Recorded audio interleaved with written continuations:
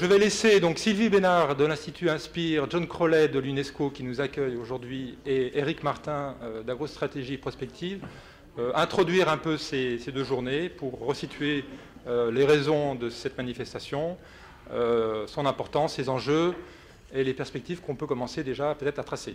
Voilà, alors c'est John qui va ouvrir le bal. John Crowley, je ne sais pas si vous préférez 2 à la tribune, comme vous voulez. Alors je vais rester debout puisque je l'étais déjà. Effectivement, vous êtes un petit peu clairsemé et les transports y sont peut-être pour quelque chose. Quoi qu'il en soit, je me réjouis que cette manifestation se tienne ici à l'UNESCO et je vous remercie beaucoup par votre présence de nous permettre d'avoir dans cette enceinte la discussion sur la bioéconomie qui va nous occuper pendant 2 jours. Et je voudrais dire quelques mots pas simplement de ma satisfaction de vous accueillir, mais aussi des raisons pour lesquelles, au-delà de ma personne, cela constitue une satisfaction institutionnelle pour l'UNESCO que d'être en mesure d'accueillir ce type de discussion. Nous avions l'an dernier, pour la première fois, accueilli ici, à peu près à la même période de l'année, fin novembre, les Assises du Vivant, première version, organisée conjointement avec Vivagora. Je voudrais saluer notamment Dorothée, avec qui nous avions étroitement collaboré à cette occasion, et qui avait été l'occasion de constater, d'une part, non, j'ai pas besoin de la lumière, de constater d'une part la convergence de vues entre nos institutions respectives sur un certain nombre de questionnements, et d'autre part, l'existence d'un public large et diversifié, comprenant des chercheurs de différentes disciplines, des acteurs associatifs, des acteurs publics avec des compétences et des statuts divers, pour un certain nombre de questions que l'on peut résumer de manière très simple de la façon suivante, elle est extrêmement banale. Que la vie soit objet de connaissances scientifiques, ça n'est pas nouveau. Si l'on suit à cet égard Michel Foucault, qui je crois a sur ce point en tout cas des arguments relativement convaincants, la construction de la vie comme objet de science, c'est un processus épistémique et institutionnel caractéristique d'une période qui va en gros de 1780 à 1830 et qu'il décrit dans Les mots et les choses comme un grand basculement dans les épistémés, selon son langage, dans les manières englobantes de voir le monde à travers les théories qui nous permettent de le saisir et de rendre des énoncés à son sujet vérifiables et falsifiables par des techniques empiriques.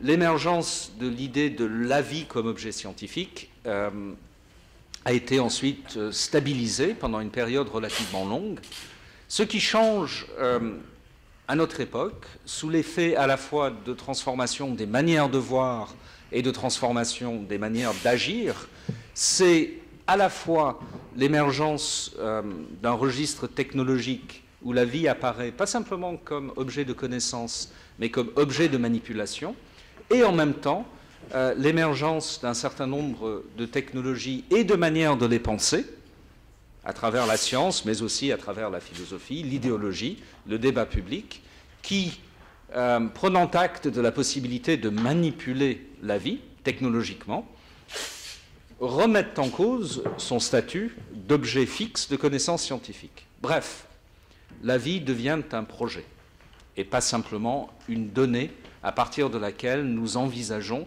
un certain nombre de projets qui peuvent être d'ordre scientifique, technologique ou autre.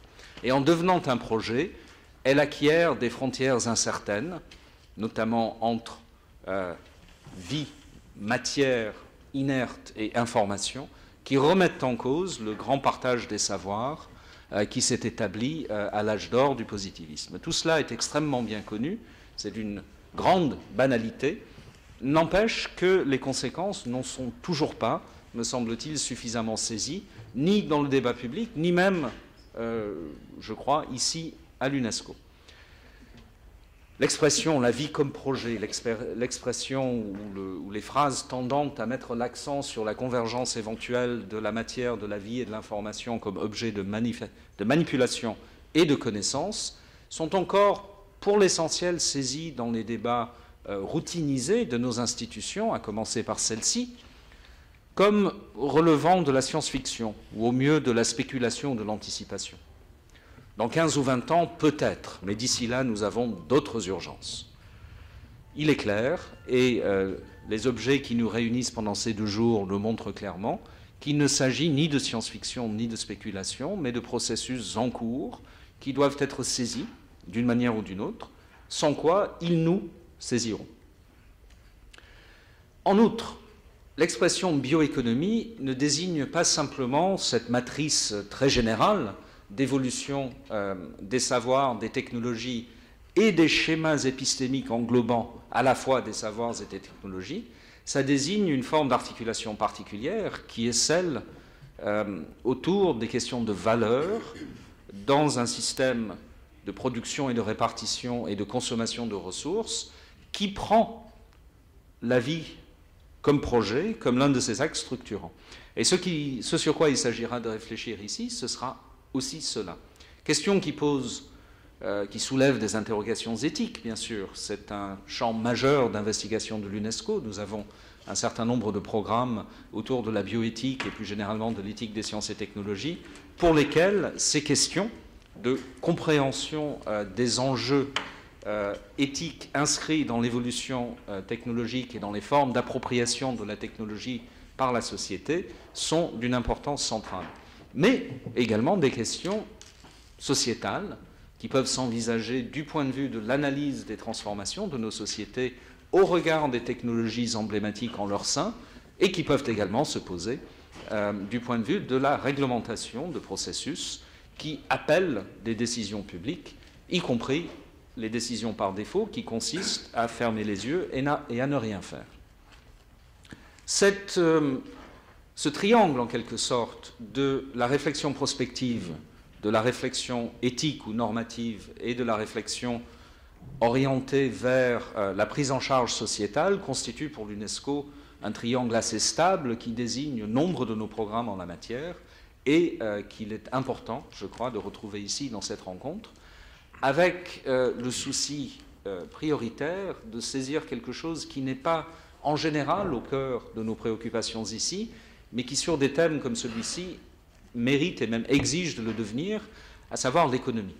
L'économie, y compris l'économie industrielle, l'économie commerciale, l'économie qui n'est pas un objet de réglementation pour l'UNESCO, mais qui est nécessairement un objet de réflexion, dès lors que cette économie, d'une part, a des conséquences du point de vue de la répartition des ressources qui modifient les conditions dans lesquelles, pour le dire de manière pompeuse et très simple, les droits de l'homme sont ou ne sont pas réalisés, droits de l'homme qui sont au centre de notre réflexion ici en tant qu'agence spécialisée des Nations Unies,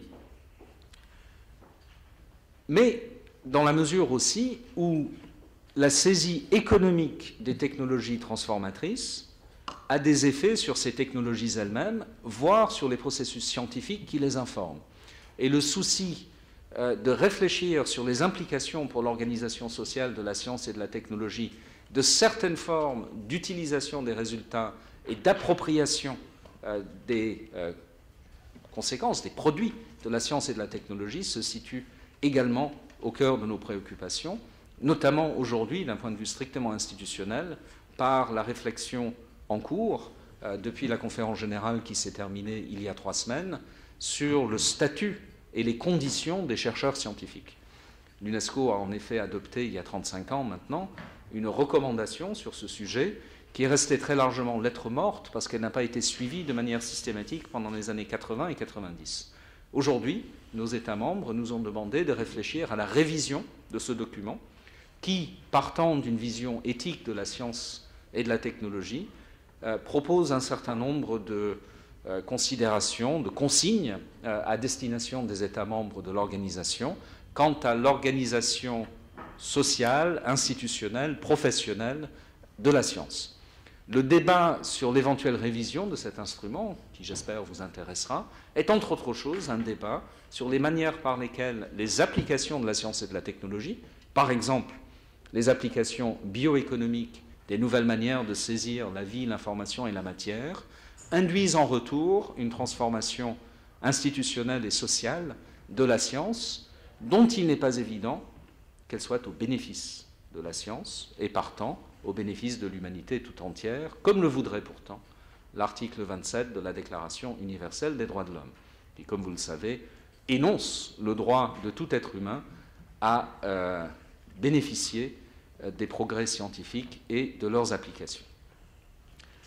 Donc pour l'UNESCO, les sujets précis abordés ici s'inscrivent pleinement dans une vision large et générale de la science et de ses applications qui, au regard des types de discussions que nous allons avoir dans les 2 jours qui viennent, posent problème.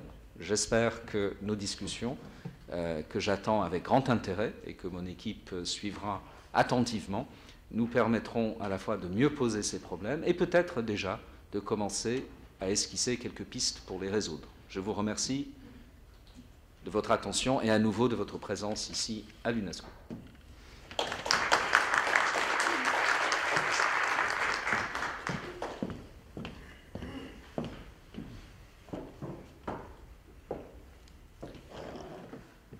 Bonjour, bonjour à tous.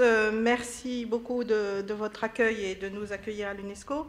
Vous l'avez dit, c'est le lieu idéal pour nous réunir, puisque nous sommes au cœur d'une des missions de l'UNESCO qui est, je cite, « Dans un monde incertain, l'avenir des nations ne dépend pas seulement de leur capital économique et de leurs ressources naturelles, mais de notre capacité collective à comprendre et anticiper les mutations de l'environnement par l'éducation, la recherche scientifique et le partage de savoir. » Je crois que absolument tout est dit. Merci aussi aux initiateurs de ces assises, Vive Agora et en particulier Dorothée et Jean-Jacques, qui ont créé ces assises. Les vicissitudes de la vie font que Vive Agora n'existe plus aujourd'hui, mais Dorothée et Jean-Jacques ont souhaité, avec Éric Martin, leur partenaire de AgroStratégie, que les assises du vivant continuent, et nous ont sollicité, nous, l'Institut Inspire, pour prendre la relève, et nous avons accepté avec plaisir. En effet, l'Institut Inspire, une association multi-acteurs, est née d'une conviction, c'est qu'en embrassant dans un même regard écologie et économie, en préservant la biodiversité, en gérant durablement les ressources qui en sont issues et les services qu'elle nous rend gratuitement, nous ferons la qualité de vie d'aujourd'hui, l'économie et les emplois de demain. Il y a pour les entreprises non seulement une nécessité, mais surtout une formidable occasion d'innover autrement, d'améliorer ses performances en prenant en compte la biodiversité en tant que socle de création de toute valeur. Pour cela, outre partager entre scientifiques et industriels, nous développons et nous créons des outils comme le SR, évaluation des services rendus par les écosystèmes aux entreprises, IBV ou notre dernier outil, Novus, sur l'économie de fonctionnalité. Vous comprendrez donc pourquoi nous avons accepté de reprendre le travail commencé par Vive Agora. Nous avons sollicité d'autres associations pour arriver à finaliser dans les temps ces assises, et je remercie Humanité et Biodiversité, les Petits Débrouillards, 4D, les Ateliers de la Terre, la Fabrique du Futur, Imagination for People, Terre Avenir et Sol et Civilisation qui ont répondu présent. Nous voulons faire de ces assises un événement participatif et constructif, en particulier grâce aux 4 ateliers de cet après-midi, dans lesquels vous allez pouvoir collectivement proposer ou créer des outils qui devraient permettre à chacun d'avancer concrètement, suivant sa structure et ses objectifs, vers le développement de la bioéconomie. Mais qu'est-ce que la bioéconomie? Ses débuts, Scott Gordon en 1957 dans le Journal of Political Economy, la bioéconomie est une branche de la science économique qui étudie la dynamique des ressources exploitées. En jugeant l'économie libérale classique beaucoup trop mécaniste, Nicolas Georgescu-Roegen en met en lumière en 1971 la contradiction entre des ressources naturelles utiles à l'humanité mais limitées et une croissance économique sans limite. Par la suite, le monument de la bioéconomie sera rédigé par Clarken en 1990 dans Mathematical Bioeconomics. Le concept s'est répandu et est devenu stratégique pour les politiques comme pour les scientifiques. Quelques exemples. En février 2012, la Commission européenne fait une communication « L'innovation au service d'une croissance durable, une bioéconomie pour l'Europe », dans laquelle elle appelle à adopter une approche radicalement différente de la production, de la consommation, du traitement, du stockage, du recyclage et de l'élimination des ressources biologiques. Elle préconise de développer la bioéconomie comme élément d'une clé d'une croissance verte et intelligente en Europe. Elle y voit un moyen de faciliter l'avènement d'une société plus innovante, plus économe en ressources et plus compétitive, conciliant sécurité alimentaire et utilisation durable des ressources renouvelables à des fins industrielles et de protection de l'environnement. Son ambition est d'investir dans la recherche, l'innovation et les compétences. En 2009, l'OCDE a de son côté publié son rapport « La bioéconomie à l'horizon 2030, quel programme d'action ?» La définition de la bioéconomie est un peu différente de celle de la Commission. La bioéconomie se réfère à un ensemble d'activités économiques liées à l'innovation, au développement, à la production et à l'utilisation de produits et de procédés biologiques. Mais les ambitions sont quasiment identiques. Avancées socio-économiques majeures, contribution à l'amélioration de la santé, des rendements agricoles, des processus industriels et de la protection de l'environnement. Pour l'OCDE, à l'horizon 2030, la bioéconomie s'appuiera probablement sur 3 piliers. Une connaissance approfondie des gènes et des processus cellulaires complexes, la biomasse renouvelable et l'intégration sectorielle des applications biotechnologiques. En avril 2012, les États-Unis publient leur National Bioeconomy Blueprint. La bioéconomie est vue comme l'activité économique alimentée par la recherche et l'innovation dans les biosciences. Il y est dit qu'une bioéconomie plus robuste peut permettre d'offrir aux Américains, et je dis bien aux Américains, de vivre plus longtemps et d'avoir une vie plus saine, de développer les nouvelles sources de bioénergie, de relever les défis environnementaux clés, de transformer des procédés de fabrication et d'augmenter la productivité et le périmètre du secteur agricole en créant de nouvelles industries. Enfin, la bioéconomie est dans l'agenda stratégique 2013 pour la recherche, le transfert et l'innovation de la France. Il y a 2 mois, l'INRA a organisé un colloque les 8 et 9 octobre à Paris, un séminaire sur la bioéconomie. Le but était d'investiguer comment la transformation économique radicale liée à la bioéconomie fera appel à un usage accru de la biomasse, comment les avancées scientifiques en biologie moderne permettront de la transformer en produits nouveaux, en particulier biocarburants et chimie verte. Voici quelques déclinaisons dans des structures différentes de la bioéconomie. Vous avez vu que des mots très chers au cœur d'Inspire, comme biodiversité, écosystème, services écosystémiques, étaient absents de ces définitions et de ces visions de la bioéconomie. C'est cette réconciliation que nous voulons particulièrement explorer au cours de ces 2 jours. Vous entendrez que des tensions existent. Nous souhaitons qu'elles soient clairement exprimées dans un but constructif. Et qu'une fois encore, au-delà des échanges d'idées, nous en arrivions aux outils et actions qui vont vous permettre d'avancer tous ensemble dans le même sens. Merci. Bonjour à tous. Je voudrais ouvrir ces assises en remerciant ceux qui nous accueillent ici au siège de l'UNESCO et tous les invités qui ont perçu l'importance de ce rendez-vous vers l'avenir. Penser toutes nos activités en relation avec le vivant nous fonde à envisager d'autres modes de production et d'échange, nous fonde à renverser notre économie hors sol actuelle pour donner place à une bioéconomie durable. Et c'est bien à l'UNESCO de mettre en place cette culture, cette posture à l'échelle internationale. Le monde agricole a une aubaine devant lui, une occasion de reprendre son rôle naturel, initial, fondateur, à la source de toute activité industrielle. Pour les économistes éclairés, il n'y a même pas le choix. L'économie va devenir une bioéconomie ou elle ne sera pas. Ne parlons plus de transition énergétique, écologique, ne multiplions plus les références à la croissance verte ou à l'économie circulaire. Nous vivons la 3e révolution industrielle avec pour ressource la prodigalité du vivant. Les agriculteurs, les biotechnologues, les chimistes peuvent associer leurs compétences pour à la fois servir une agriculture durable et inventer des débouchés inédits pour des cultures industrielles. Par exemple, faire du plastique avec des déchets agricoles, utiliser la betterave pour fabriquer des pneus, extraire des arbres des produits cosmétiques ou des dérivés cellulosiques, exploiter le biogaz issu de la fermentation des déchets ménagers, produire des biocarburants avec les algues. Les assises du vivant que nous inaugurons aujourd'hui sont un ton fort pour donner forme à ce nouveau paysage agro-industriel qui va interconnecter chimistes et coopératives agricoles, gens des biotechnologies et pétroliers, agriculteurs et consommateurs.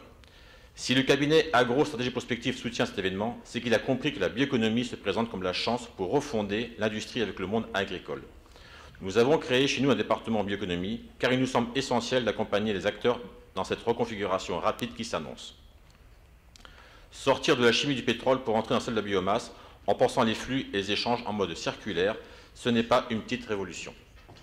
Chimie biosourcée, bioraffinerie, photoréacteurs assurent une transition rapide pour fabriquer des molécules stratégiques, acide succinique, isobutène, éthanol, à partir d'huile de ricin, de microalgues ou de déchets agricoles.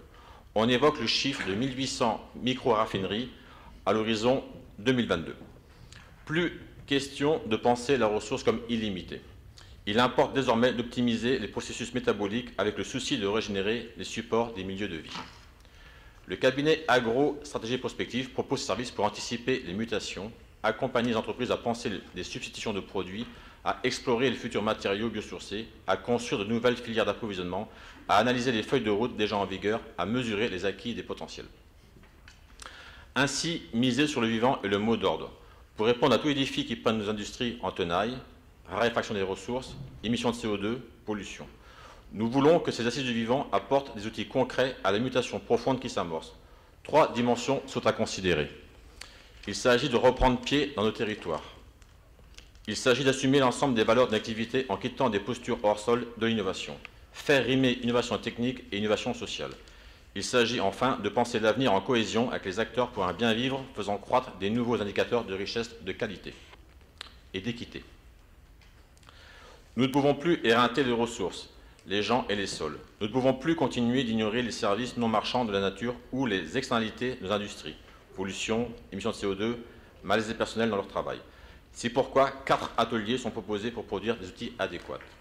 Ce rassemblement d'acteurs pluralistes sur la question de la bioéconomie est essentiel car le sujet fait polémique.